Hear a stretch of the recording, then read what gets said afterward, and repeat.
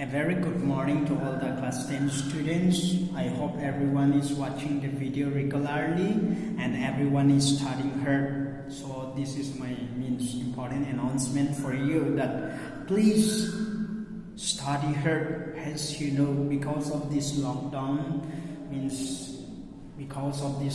we are taking online class, and please be study hard. And if you have any queries or doubt, you are most welcome to ask. And you know that you are going to appear board exam, so your board exam is next year. So I request not only in my subjects but also in all the subjects, please study hard, because we know that the board exam is not easy. So that's why please be sincere in your studies.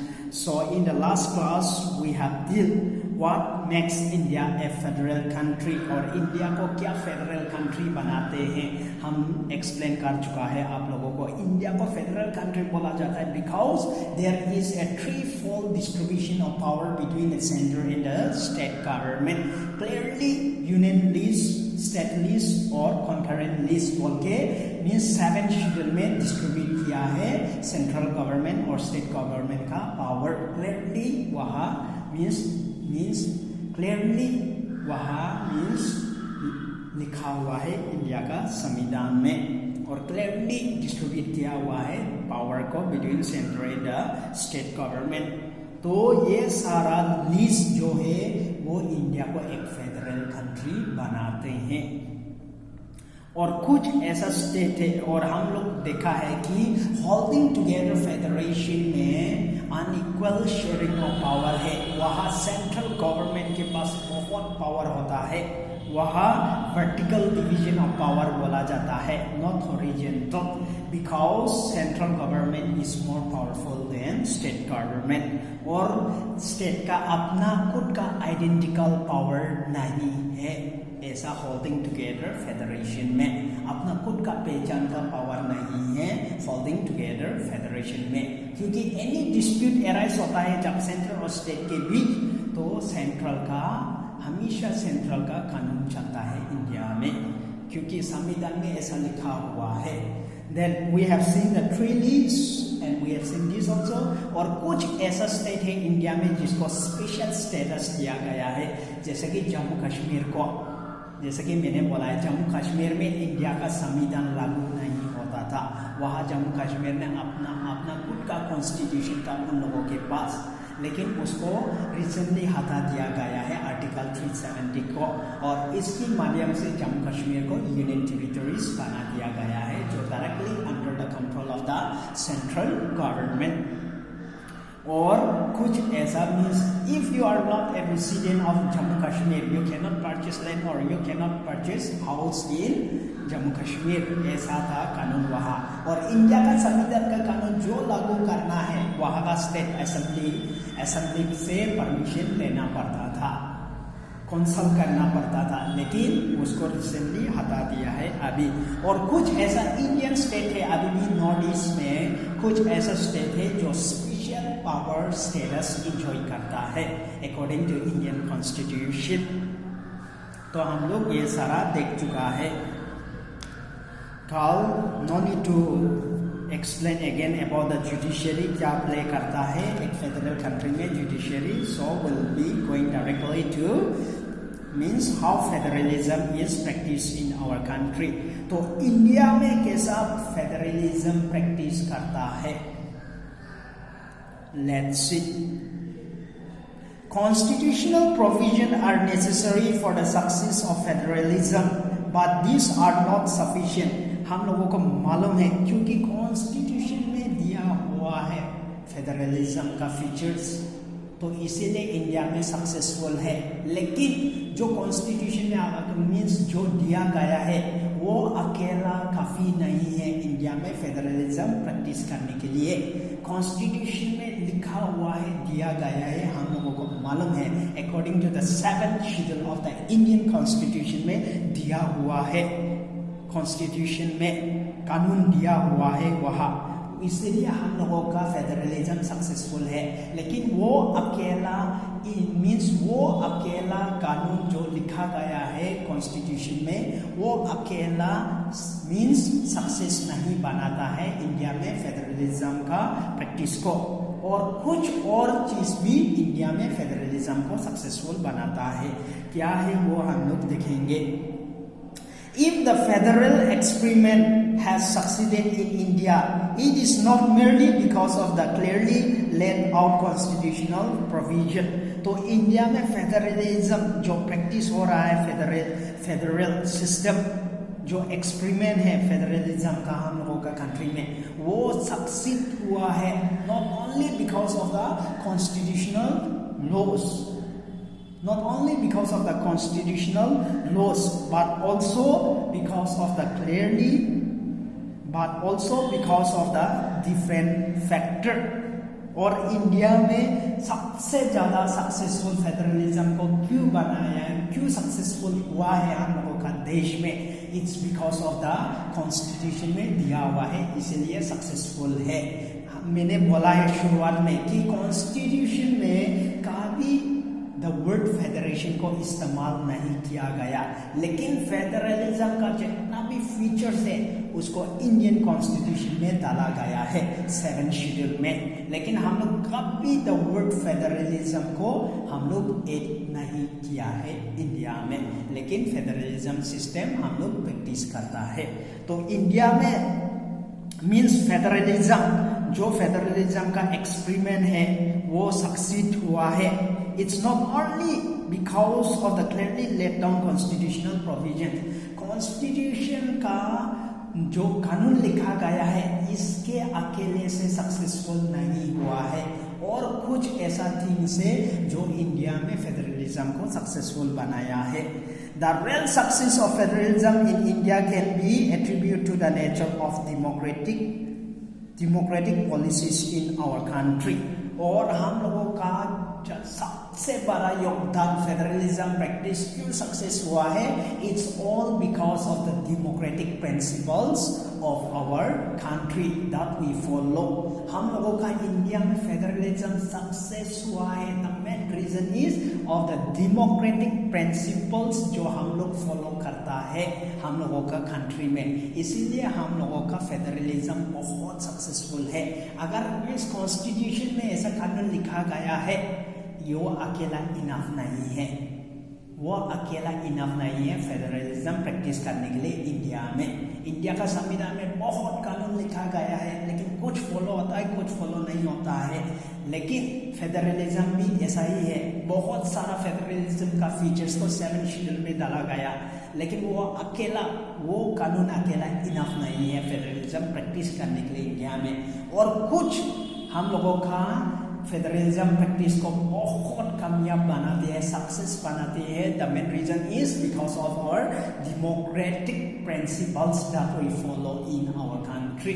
हम लोग democratic principles को अच्छी तरह से follow करते हैं हम लोगों का कंट्री में, इसीलिए सक्सेस हुआ है फेडरलिज्म इंडिया में। Then this ensured that the spirit of federalism, respect for diversity and desire for living together become shared ideals in our country. तो ये सारा डेमोक्रेटिक प्रिंसिपल्स हम लोगों को इंश्योर करता है that the spirit of federalism ensure करता है स्पिरिट ऑफ फेडरलिज्म को, जैसा कि रेस्पेक्ट फॉर डाइवर्सिटी मीन्स हम एक कम्युनिटी एक अलग रिलीजन को रेस्पेक्ट देगा बोल के ये सारा हम लोग फॉलो करते हैं इंडिया में। एक रिलीजन अलग रिलीजन को रेस्पेक्ट देता है, एक ट्राइब अलग क्लास को रेस्पेक्ट देता है, इसलिए इंडिया में फेडरलिज्म सक्सेसफुल हुआ है। जो ये मीन्स फेडरलिज्म का बहुत important features माना जाता है because of this democratic outlook and for living together become shared ideals in our country. और हम लोग एक साथ सब लोग यूनिटी इन डाइवर्सिटी बन के इंडिया में रह रहा है। तो ये सारा डेमोक्रेटिक आइडल्स हम लोगों का देश में फेडरलिज्म का जो स्पिरिट है उसको बहुत ज़्यादा सक्सेसफुल बनाया है दिस थिंग्स। तो हम लोगों को इंश्योर किया है स्पिरिट ऑफ फेडरलिज्म। तो ये सारा सक्सेस बनाया है हम लोगों का कंट्री में. Let us look at some of the major ways in which this happen. और हम लोग कुछ ऐसा पॉइंट्स देखेंगे जिससे हम लोगों का देश में फेडरलिज्म को सक्सेस बनाया है. Number 1 point is linguistic state. Linguistic state that means linguistic means भाषा. भाषा के कारण से इंडिया में स्टेट क्रिएट किया गया है. Let's see how it's help to promote federalism in our country. Linguistic states. The creation of linguistic states was the first and a major test for democratic politics in our country. तो हम लोग India में linguistic state create किया है. और the creation of linguistic state was the first and a major test for democratic politics in our country. तो ये जो हम लोगों ने लिंग्विस्टिक स्टेट क्रिएट किया है ये फर्स्ट है और ये एक मेजर टेस्ट माना जाता है डेमोक्रेटिक पॉलिटिक्स का, हम लोगों का कंट्री का. ये फर्स्ट टेस्ट माना जाता है creation of linguistic state and ये एक मेजर टेस्ट माना जाता है मींस डेमोक्रेटिक पॉलिटिक्स हम लोगों का देश का. If you look at the political map of India, when it began its journey as a democracy in 1947 and that of 2017, you will be surprised by the extent of the changes. तो हम लोगों का India का political map देखना से जब हम लोगों ने अपना जर्नी शुरू किया था डेमोक्रेसी का 1947 से, तो 2007 तक हम लोग देखना से बहुत सारा चेंजेस देखने को मिलेगा हम लोगों का पॉलिटिकल मैप में. इंडिया का पॉलिटिकल मैप में बहुत सारा चेंजेस देखने को मिलेगा.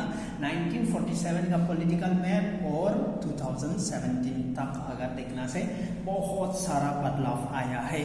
और क्रिएशन ऑफ लिंग्विस्टिक स्टेट ये फर्स्ट टेस्ट है हम लोगों का और मेजर टेस्ट है डेमोक्रेटिक पॉलिटिक्स का या डेमोक्रेटिक प्रिंसिपल्स का हम लोगों का देश में. तो हम लोग अगर देखा जाए तो हम लोगों का जर्नी डेमोक्रेसी का तो 1947 से 2017 तक देखना से मीन्स बहुत सारा बदलाव हुआ है इंडिया का एरिया में. बहुत सारा चेंजेस हुआ है. तो क्या क्या चेंजेस हुआ है let's C. Many old states have vanished and many new states have been created. तो बहुत सारा पुराना स्टेट गायब हो गया है और बहुत सारा नया स्टेट इमर्ज होके आया है इंडिया में. Areas, boundaries and names of the state have been changed. और जो स्टेट का एरियाज था वो बाउंड्रीज था वो चेंज हो गया और स्टेट का नाम भी मीन्स चेंज हो गया. ऐसा बहुत सारा चेंजेस इंडिया में देखने को मिलेगा when we started our journey as a democratic country from 1947 to 2017. तो ये लिंग्विस्टिक स्टेट क्रिएशन हम लोगों का फेडरलिज्म को मीन्स प्रैक्टिस करने में बहुत मदद करता है. और कैसे करता है हम लोग आगे देखेंगे. देन पूरा बाउंड्रीज इंडिया का एरियाज बाउंड्रीज पूरा चेंज हो चुका है. कुछ स्टेट का नाम भी चेंज हो चुका है. तो हम लोग ऐसा बहुत बड़ा चेंजेस देखने को मिलेगा. In 1947, the boundaries of several old states of India were changed in order to create new state. तो 1947 के बाद जो old state है उसका बाउंड्री चेंज किया गया. न्यू स्टेट क्रिएट करने के लिए उसका बाउंड्री को चेंज किया गया है 1947 के बाद. This was done to ensure that the people who spoke the same language live in the same state. और ये स्टेट क्यों बाउंड्रीज को चेंज किया गया, एरियाज को स्टेट का नाम को क्यों बदला गया? बिकॉज जो लोग जो सेम भाषा बोलता है उन लोगों को सेम जगह में रहना चाहिए बोल के इसीलिए स्टेट क्रिएट किया है इंडिया में on the basis of language. जैसे कि आप लोग मीन्स जो जैसे कि we can take example in Punjab. जो पंजाबी भाषा बोला जाता है वो एक स्टेट में एक साथ रहना चाहिए बोल के पंजाब को क्रिएट किया गया है. एंड जैसा कि हम लोग देखेंगे इंडिया में फर्स्ट लिंग्विस्टिक क्रिएट किया है on the basis of language वो है Andhra Pradesh. Because of Telugu language उन लोगों को एक separate state on the basis of language create किया गया है इंडिया में. Then this was done to ensure that the people who spoke the same language live in the same state. जैसे मैंने बोला है ये क्यों एरियाज बाउंड्रीज ये वगैरह चेंज किया है, स्टेट का नाम बदल दिया है. because in order to make sure that the people who speak same language they should stay together in the same state. इसीलिए ऐसा एरियाज बाउंड्री स्टेट का नाम चेंज किया गया है इंडिया में. Some states were created not on the basis of language but to recognize differences on culture, ethnicity or geography. कुछ ऐसा स्टेट है इंडिया में उन लोगों को क्रिएट किया गया है not because of the language but because of their different in culture and because of their different ethnicity. I hope you know ethnicity means उन लोगों का जो रेस की वजह से या उन लोगों का ट्राइब की वजह से डिफरेंसेस की वजह से उन लोगों को क्रिएट किया गया है अलग स्टेट. और जियोग्राफी की वजह से, जियोग्राफी मीन्स रीजन की वजह से, जैसे कि माउंटेन एरिया, जैसे कि प्लेन एरिया, इस रीजन की वजह से रीजन की हिसाब से भी कुछ स्टेट को इंडिया में क्रिएट किया गया है. सब स्टेट को on the basis of language create नहीं किया गया है इंडिया में.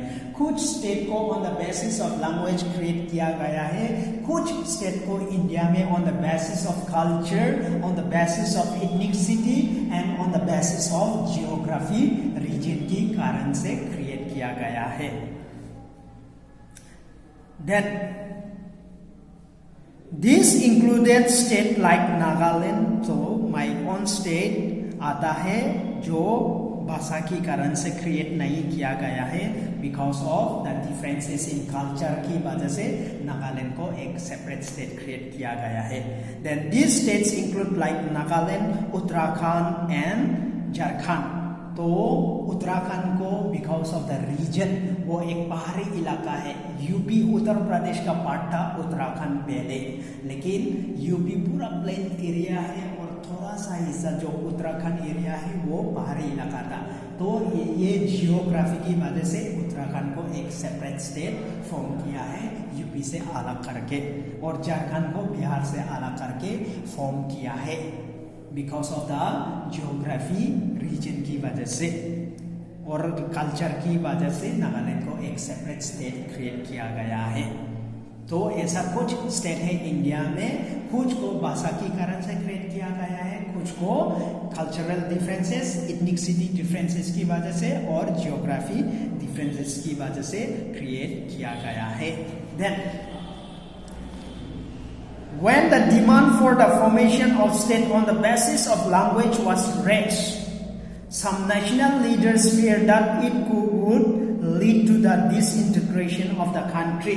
तो जब पहले बार जब लैंग्वेज की कारण से एक सेपरेट स्टेट मांग कर रहा था, अलग अलग मीन्स इंडिया का अलग अलग कोने में भाषा की कारण से एक सेपरेट स्टेट मांग कर रहा था, तो बहुत सारा नेशनलिस्ट लीडर लोग, बहुत सारा ऐसा लीडर था, वो लोग डर रहा था कि अगर हम लोग भाषा की कारण से उन लोगों को अलग स्टेट अगर क्रिएट कर दिया है तो वो इंडिया को मीन्स फ्रैगमेंट कर देगा, इंडिया को टुकड़े में बांट देगा बोल के ऐसा डर रहा था नेशनलिस्ट लीडर लोग. जब भाषा की कारण से लोग डिमांड करने लगा था कि हम लोग अलग भाषा बोलता है, हम लोगों को अलग स्टेट चाहिए, जब ऐसा डिमांड कर रहा था इंडिया में, तो बहुत सारा नेशनलिस्ट लीडर्स लोग सेंट्रल में बहुत डर गया था कि अगर उन लोगों को भाषा के कारण से अलग स्टेट दे दिया है तो इंडिया को डिवाइड करेगा या इंडिया का यूनिटी को ये डिवाइड करेगा बोल के डर रहा था. लेकिन क्या हुआ है नतीजा हम लोग देखेंगे. The central government resisted linguistic state for some time. तो सेंट्रल गवर्नमेंट हमेशा अगेंस्ट खिलाफ रहा था ये लिंग्विस्टिक स्टेट का. कि भाषा की कारण से हम लोग एक सेपरेट स्टेट क्रिएट नहीं कर सकता है बोल के डर रहा था सेंट्रल गवर्नमेंट, और इसका खिलाफ था। कुछ मीन्स साल के लिए इसका खिलाफ था सेंट्रल गवर्नमेंट, लेकिन but the experience have shown that the formation of linguistic state has actually made the country more united. लेकिन हम लोगों का जो प्रैक्टिसेस, जैसा हम लोग लिंग्विस्टिक स्टेट क्रिएट किया था फर्स्ट आंध्र प्रदेश को in the year 1956, Andhra Pradesh was the first linguistic state माना जाता है इंडिया का, भाषा की कारण से क्रिएट हुआ है, तेलुगु भाषा की कारण से। तो ये जो भाषा की कारण से हम लोग जो स्टेट क्रिएट किया है इंडिया में, ये बहुत अच्छा प्रूफ दिखाया है, बहुत अच्छा रिजल्ट निकला है कि इंडिया को एक और यूनाइटेड बनाया है ये लैंग्वेज, ये भाषा की कारण से जो स्टेट क्रिएट किया है इंडिया को और यूनाइटेड बनाया है। जितना भी ऐसा प्रैक्टिसेस है ये हमेशा क्लियरली शो किया है हम लोगों को, और इंडिया को एक मजबूत बनाया है, एक यूनाइटेड बनाया है।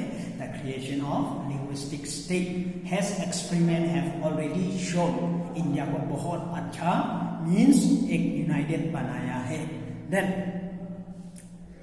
It has also made administration easier, और रनिंग एडमिनिस्ट्रेशन जो गवर्नमेंट रन करने के लिए या एडमिनिस्ट्रेशन रन करने के लिए बहुत इजी हो गया जब ऐसा भाषा की कारण से लैंड और स्टेट क्रिएट किया गया था इंडिया में। तो ये सारा थिंग्स इंडिया में फेडरलिज्म को प्रैक्टिस करने में बहुत मदद करता है, because of our democratic ideals और डेमोक्रेटिक प्रिंसिपल्स जो हम लोगों का देश में फॉलो करता है। तो फर्स्ट जो एक्सपेरिमेंट हम लोग देखा है फेडरलिज्म का, या जो हम लोग फर्स्ट में जो टेस्ट किया है डेमोक्रेटिक पॉलिटिक्स का हम लोगों का देश में, जो क्रिएशन ऑफ लिंग्विस्टिक स्टेट है, वो हम लोग देखा है कि इंडिया को एक बहुत स्ट्रॉन्ग बनाया है और यूनाइटेड रहने में और बहुत मदद किया है। तो ये इसीलिए इंडिया में फेडरलिज्म बहुत सक्सेसफुल रहा है, बिकॉज ऑफ दिस लैंग्वेज और लिंग्विस्टिक पॉलिसी की वजह से भी। So that's all for today. If you have any queries, you are most welcome to ask. Thank you.